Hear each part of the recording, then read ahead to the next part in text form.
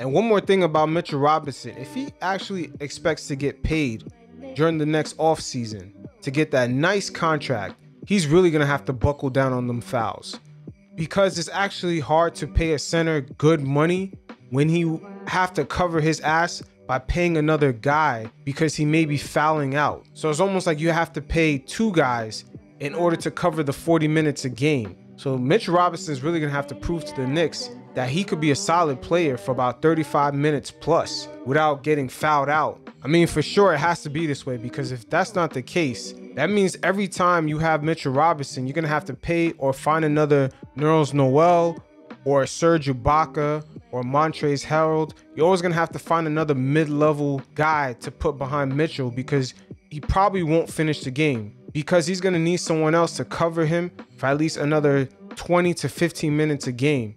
And there's only so far you can go with having something like that in your lineup. You know, I can understand giving Mitchell Robinson a nice piece of change if he was a good three-point shooter, or he had a jump shot, or at least some sort of dominant post game, but he really doesn't have any of those things.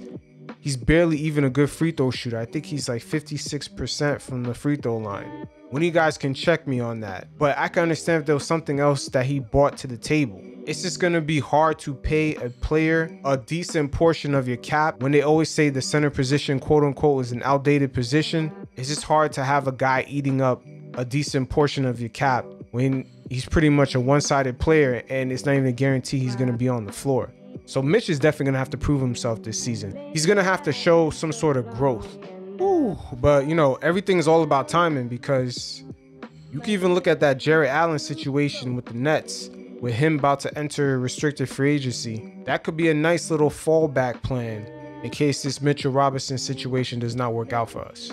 Once again, this new current regime with Leon Rose, they are not loyal to the players that the other regime had selected. So you look at fan favorites like Alonzo Trier, he's no longer with the team, and he's not even currently on another team right now. So the same fate could be awaiting Mitchell Robinson if he doesn't prove himself this season. Remember, these guys are second-round draft picks, and most NBA second-round draft picks spend their early years, if they even have that many NBA years to begin with, but they spend most of that time trying to prove themselves to remain in the league. And the same situation applies here.